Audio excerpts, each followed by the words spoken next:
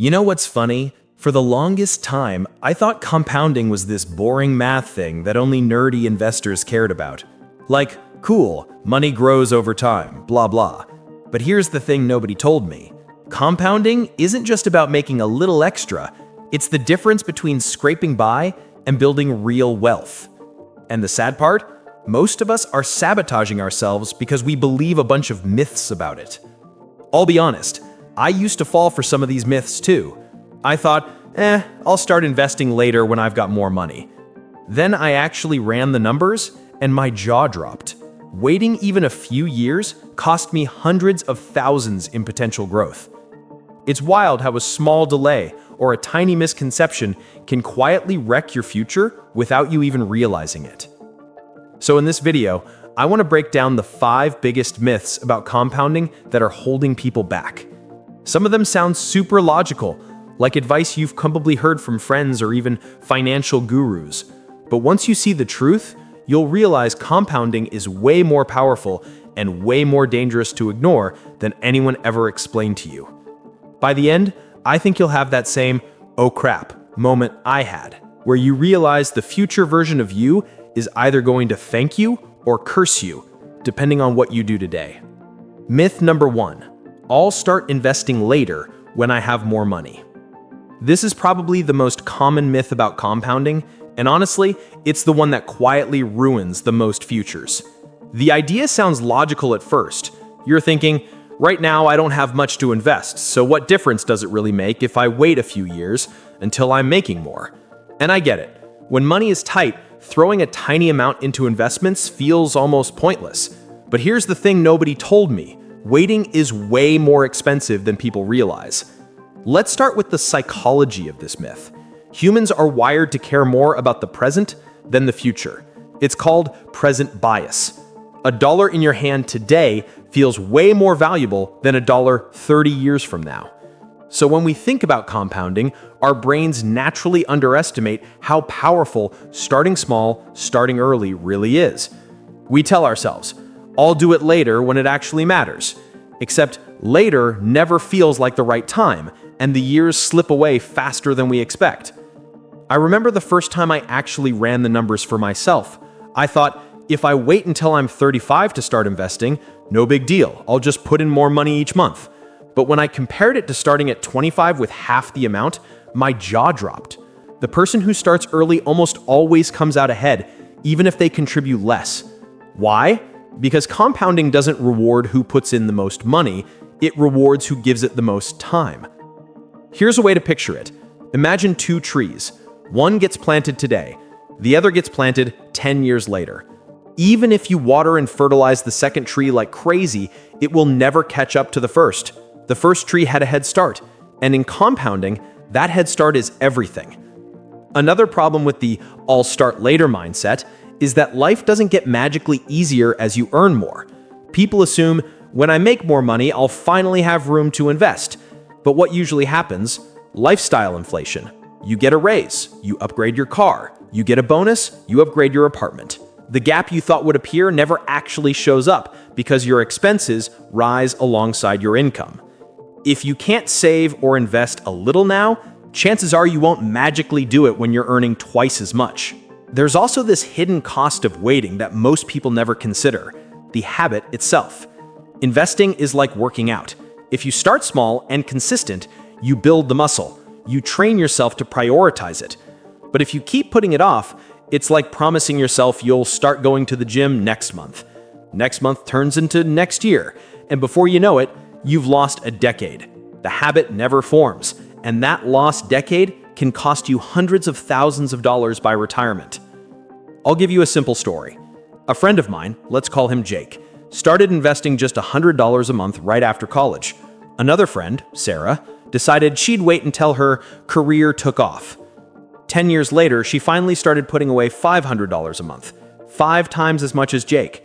And yet, when we compared their accounts decades later, Jake still had more. Why? Time. His money had a decade-long runway that Sarah could never buy back, no matter how much she tried to catch up. This myth also destroys motivation. When people think they have to wait until they have a lot to invest, they end up doing nothing. And doing nothing is the most expensive decision of all. Even $20 invested consistently has more power than zero. That small step might not feel like much today, but years from now, you'll look back and realize it was the smartest move you ever made. The harsh truth is this: the cost of waiting isn't just lost money. It's lost freedom. It's retiring later than you want. It's saying no to opportunities because you didn't give your future self a chance to grow wealth.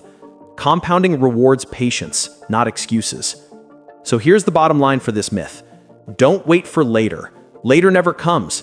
Start now with whatever you have, even if it feels embarrassingly small.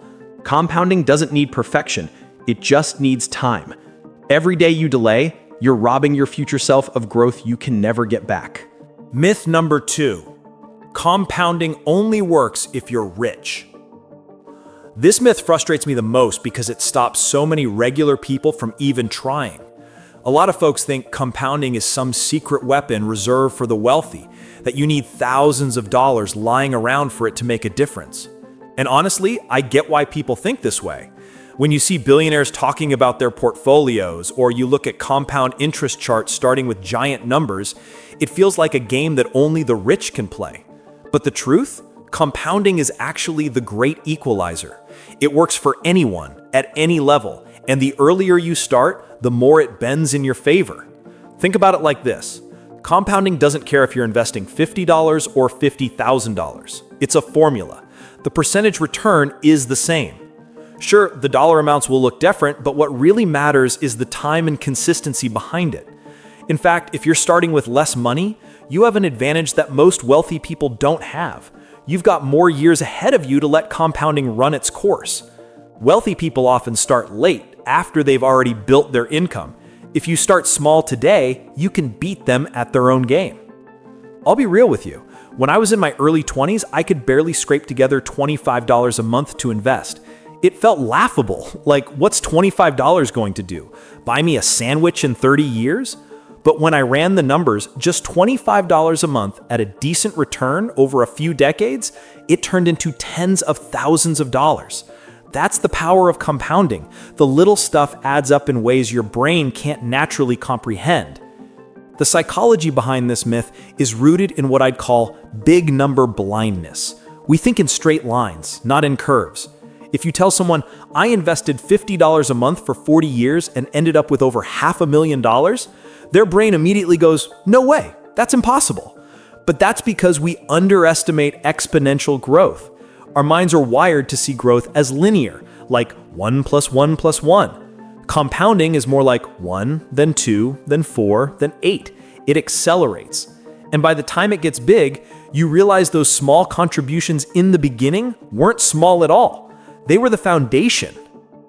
Another thing people don't realize is that starting with small amounts teaches discipline. When you don't have much, you have to be intentional. You notice every dollar. That habit of discipline, setting aside money even when it feels insignificant, actually builds a mindset that's far more valuable than the money itself. When you eventually earn more, that habit scales with you. Without it, even a big paycheck won't help because you'll just spend it all. Let me tell you a story. A woman I knew worked as a teacher. She never made more than an average salary, but she started investing a tiny chunk of each paycheck in her mid-20s. Nothing flashy, just steady contributions into a retirement account. Her colleagues used to laugh and say, "What's the point? That's pocket change." Fast forward 30 years, she retired with well over $1 million. Meanwhile, many of those same colleagues who thought investing was only for the rich were still working past retirement age trying to catch up. This myth also has another hidden cost. It creates paralysis. People think, well, I don't have enough, so why bother? And so they do nothing. But doing nothing guarantees failure. Compounding doesn't require wealth, it creates wealth. Waiting until you're rich to start investing is like saying, I'll start exercising once I'm already in shape. It doesn't make sense. It's also important to understand that rich people don't get rich and then start compounding. They get rich because they used compounding. Yes, they may have bigger dollar amounts now, but in many cases, it started with something small. Warren Buffett's first investment was just $114 when he was 11 years old. That's not a billionaire move. That's a kid with pocket money. But what separated him from everyone else was that he started and he stayed consistent. So here's the big truth that kills this myth. Compounding is about consistency, not wealth. The earlier you begin, the less money you actually need to end up wealthy. Ironically, the people who say, "I'll wait until I have more," often never build the wealth they're waiting for. But the ones who start with a little, even when it feels meaningless, are the ones who eventually cross that line into financial freedom. The bottom line, don't buy the lie that compounding only works for the rich. The rich just had the guts to start before they felt ready. And if you start now, with whatever you've got, your future self will thank you 100 times over. Myth number 3. Compounding gives fast, obvious results. This myth might be the most misleading one because it plays on our impatience. A lot of people think compounding is some kind of quick hack. You put in money today, and within a few years, you're rolling in cash. And when that doesn't happen, they get frustrated, assume compounding doesn't work, and give up way too soon. The truth is, compounding is powerful, but it's also sneaky. Its magic doesn't show up in the first few years. It shows up later, when the curve finally bends upward and growth explodes. Here's the thing about compounding. It's boring in the beginning. Painfully boring. You put money in, you wait, and the numbers barely move. You think, really? I saved for a whole year and this is all I've got? And that disappointment makes people quit. But what they don't realize is that the early years are laying the groundwork for the explosion that comes later. Compounding is like pushing a snowball down a hill. At first it's tiny and slow, but as it rolls, it picks up more snow and eventually it's massive. I'll give you an example. Let's say you invest steadily for 10 years. After those 10 years, you look at your account and maybe it doesn't look life-changing. But if you stay the course for 20 or 30 years, the difference is jaw-dropping. Most of the growth doesn't happen in the first half. It happens in the second half. That's why Albert Einstein supposedly called compounding the eighth wonder of the world. It looks invisible until suddenly it's undeniable. The psychology behind this myth is tied to our obsession with instant gratification. We live in a world of quick results, fast food, same-day delivery, viral TikToks. So when something like compounding asks us to wait 20 or 30 years, our brains rebel. We want proof now. And when we don't see proof, we assume it doesn't work. But here's the hard truth. Compounding rewards patience, not impatience. It punishes people who quit early, and it showers rewards on those who stick it out. I remember when I first opened an investment account in my 20s, after 5 years, I checked it and the growth was underwhelming. Honestly, it felt like watching paint dry.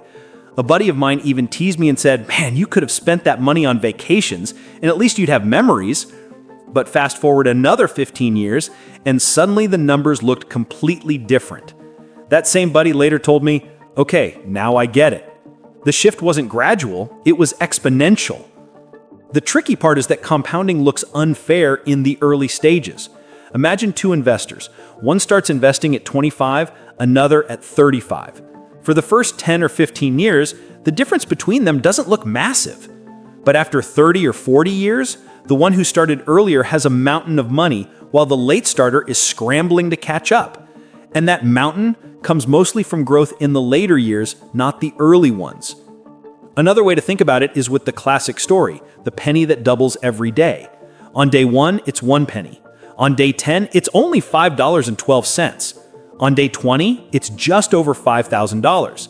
But by day 30, it's more than $5 million.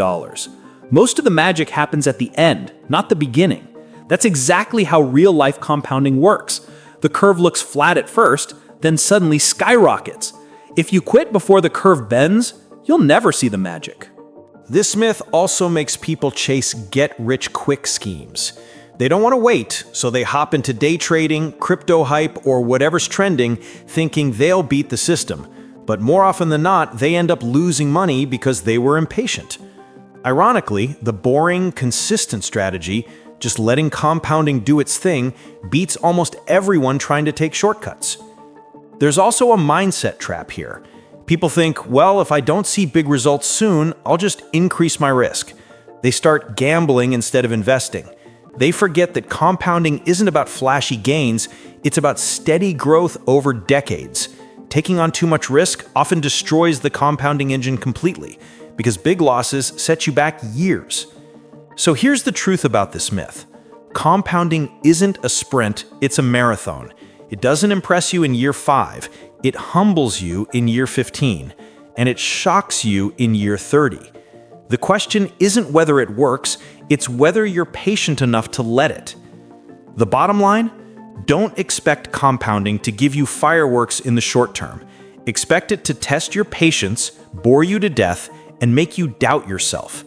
But if you can push past that phase, the long-term payoff is massive, the kind of wealth that feels almost impossible to believe until you see it with your own eyes. Myth number 4. Compounding works automatically without effort. This myth is sneaky because it's half true. People hear about compounding and think, sweet, I just throw money into an account, sit back, and I'll be rich. And while yes, compounding does the heavy lifting over time, it's not some magic button you press once and forget. The truth is, compounding only works if you actually give it fuel, protect it, and stay consistent. Without effort, without discipline, the machine stalls. Here's the psychology behind this myth. Humans love the idea of autopilot wealth. That's why lottery tickets sell so well. People dream of effortless riches. So when they hear about compounding, they latch on to the automatic part and ignore the consistent contribution part. But compounding without consistent investing is like owning a Ferrari with no gas. Sure, it looks impressive, but it's not going anywhere. I'll give you an example. I had a friend who opened a retirement account in his 20s, put in a few $100s, and then just stopped. 10 years later, he checked the account and was disappointed. He said, "This compounding stuff is a scam. It barely grew." But the truth is, he never kept feeding it. He treated compounding like a one-time event instead of a long-term process. Compare that to someone who invests steadily every month. Their account tells a completely different story. Compounding isn't magic dust that makes any amount of money multiply forever. It needs 3 things: time, consistency, and protection. Time we've already talked about. Consistency means adding to your investments regularly, even if the amount feels small. And protection means not sabotaging yourself by pulling the money out every time life throws you a curveball. The automatic wealth myth also leads people to underestimate their role in the process. They think, well, I invested once, that's enough. But compounding is exponential growth, which means the more you add, the stronger the growth curve becomes. Skipping contributions is like skipping workouts. The results don't disappear instantly, but over time, the difference between consistency and laziness becomes massive. Another trap is that people assume compounding protects them no matter what. They'll leave money sitting in a low-interest savings account, earning maybe 0.5% a year, and think, hey, it's compounding. Technically, yes, but at that rate, inflation is eating more than you're gaining. That's not wealth building, that's slow erosion. Compounding works best when you're intentional about where you put your money, whether it's in index funds, retirement accounts, or assets that historically outpace inflation. I remember when I first set up automatic contributions into an index fund. At first, it felt like those small withdrawals from my paycheck were annoying, but over time, I forgot they were even happening. Years later, I looked at the balance and realized those tiny, invisible deposits had snowballed into something serious. That didn't happen by accident. It happened because I set up a system that kept fueling compounding without me constantly thinking about it. This myth also ties into human impatience. People start, then stop, then restart. They withdraw money for short-term wants. They treat their investment account like a piggy bank instead of a long-term machine. And every time they pull money out, they reset the clock on compounding. It's like baking bread and pulling it out of the oven every 5 minutes. You'll never get aloof if you keep interrupting the process. Another hidden danger is ignoring the role of bad habits. Credit card debt, for example, compounds against you just as powerfully as investments compound for you. If you're feeding compounding on one side, but drowning in debt on the other, you're not letting it work properly. People forget that compounding is neutral. It works for growth or for destruction depending on where the interest flows. So, here's the truth about this myth. Compounding isn't fully automatic. Yes, it does amazing things on its own once you set it in motion, but it needs you to show up with consistency, patience, and smart choices. You can't plant a seed and then never water it, never protect it from weeds, and still expect a forest to grow. The truth that kills this myth is simple. Compounding will carry you, but only if you keep feeding it. It's not a free ride. It's a partnership between your effort today and time's magic tomorrow. If you respect that partnership, it'll change your financial future. If you don't, it'll leave you wondering why it didn't work, when really, you just never gave it the fuel it needed. Myth number 5. Compounding alone will make you wealthy. This is probably the most dangerous myth because on the surface, it sounds inspiring. People hear about compounding and think, great, all I need to do is put some money away and time will do the rest. And yes, compounding is insanely powerful, but it's not a golden ticket. It's a tool. Without smart decisions, steady income, and financial discipline, compounding by itself won't magically make you rich. The psychology behind this myth is tied to our love of shortcuts. We want to believe there's one lever we can pull that guarantees wealth. And compounding gets marketed that way sometimes. Just invest, sit back, and watch your millions grow. The problem is, people take that literally. They invest a little, stop learning, and assume they're set for life. Years later, they're shocked when their results don't match the hype. Here's the truth. Compounding multiplies whatever you give it, but if what you give it is small, inconsistent, or interrupted, the results will reflect that. If you only invest $100 once and never touch it again, yes, it will grow, but not into the life-changing wealth you imagine. Compounding isn't a miracle, it's a multiplier. And multipliers only shine when they have something meaningful to work with. Another layer of this myth is that people ignore other financial fundamentals. They pile money into investments but don't manage their spending, don't avoid high-interest debt, and don't build income skills. They think compounding will cover for all those mistakes. But here's the harsh truth. Compounding can't outgrow bad money habits. If you're losing money to lifestyle inflation or debt, it cancels out much of the compounding magic. Compounding also can't replace growth in your earning power. If you only focus on investing small amounts without ever improving your skills, career, or business, your contributions might never reach the level that creates real freedom. The wealthy don't just rely on compounding. They combine it with aggressive saving, smart investing, and continuous growth in income.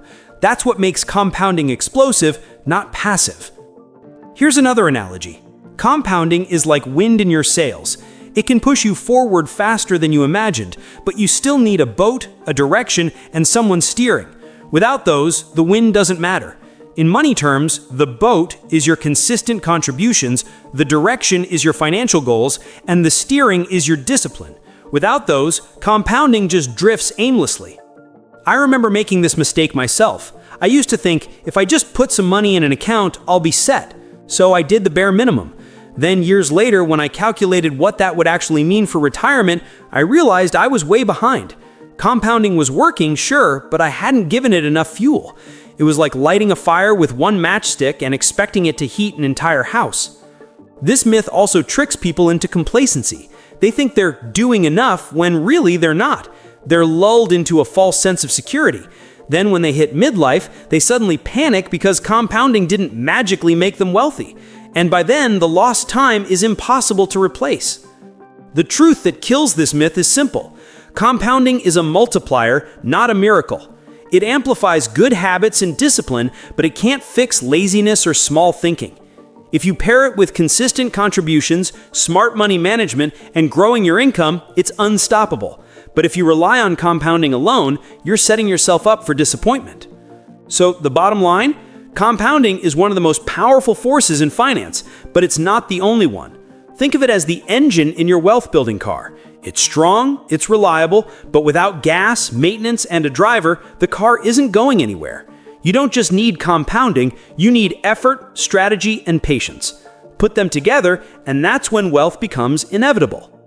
And that's the 5 biggest myths about compounding. If you cut yourself believing even one of these, don't stress. Most of us have. The important thing is, now you know, and you can actually use compounding the way it's meant to be used. If this video clicked for you, maybe it gave you that aha moment, do me a favor and hit the like button. It tells YouTube this was worth watching and helps more people find it. And if you want to keep learning about money, psychology, and building real wealth step by step, make sure to subscribe. That way you won't miss the next video. I've got some really good ones coming up. Also, I'd love to hear from you. Drop a comment below. Which myth did you believe the longest? Or which one surprised you the most? I actually read every single comment, and your story might even help someone else who's struggling with the same thing. And hey, if you know a friend or family member who still thinks compounding is only for the rich, or that it's some get-rich-quick trick, share this video with them. It might just change the way they think about money forever. All right, thanks for hanging out with me today. Take care of your future self, and I'll see you in the next one.